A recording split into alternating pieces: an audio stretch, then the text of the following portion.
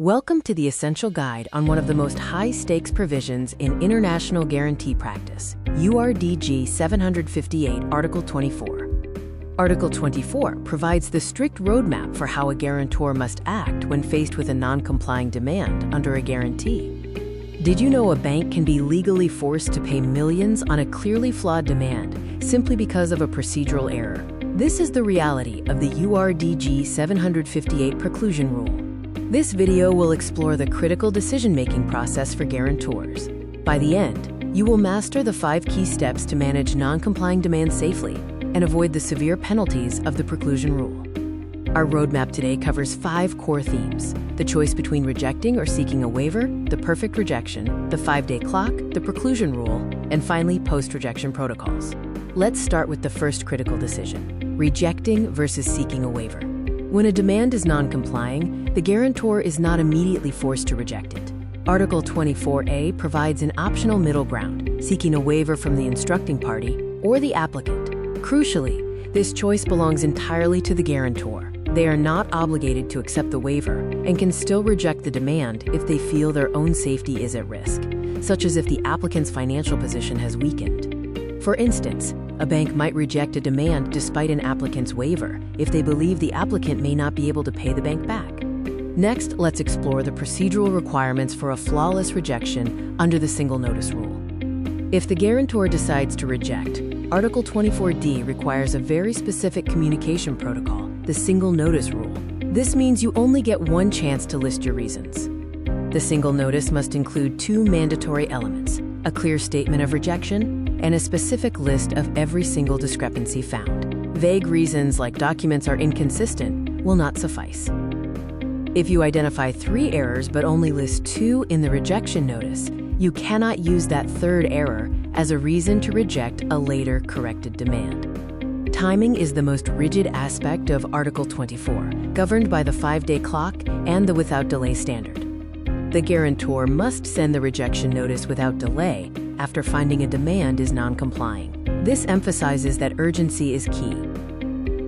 However, there is an absolute hard deadline. The rejection notice must be sent no later than the close of the 5th business day following the day the demand was presented.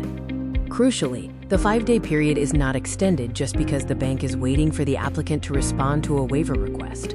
The clock never stops. If a bank identifies a discrepancy on day 1 but waits until day 5 to send the notice, they could be seen as violating the without delay standard, even though they technically met the deadline.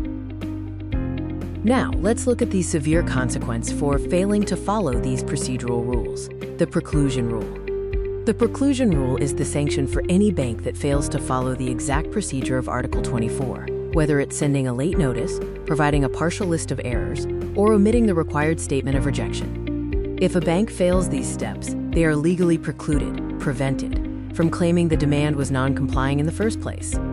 In practice, this means the bank must pay the full amount of the demand, even if the documents were clearly and irrevocably flawed. This rule protects beneficiaries from unfair stalling tactics. A bank that waited until the 6th business day to send its rejection is legally forced to pay, regardless of the flaw in the original demand.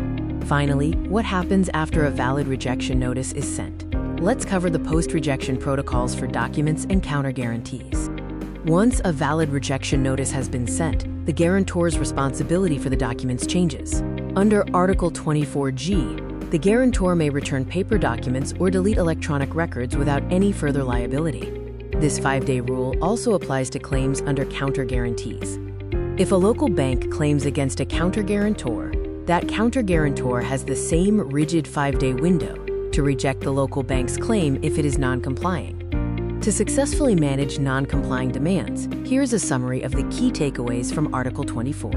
First, waivers are entirely discretionary. A bank can still reject a demand for its own safety. Second, the 5-day clock never stops, even during waiver negotiations. Remember that consistency is key, using that single notice to list all discrepancies. Most importantly, procedural errors lead directly to payment due to the draconian nature of the Preclusion Rule. We want to know what you think. Given the high-stakes nature of the Preclusion Rule, should guarantors prioritize speed over an exhaustive search for every possible discrepancy? Leave your comments and questions below. If you found this guide helpful, please like the video and subscribe for more essential content on guarantees and international trade. Thank you for watching. Stay ahead in the world of global commerce. Subscribe to Vanijja for expert analysis, and don't forget to like this video.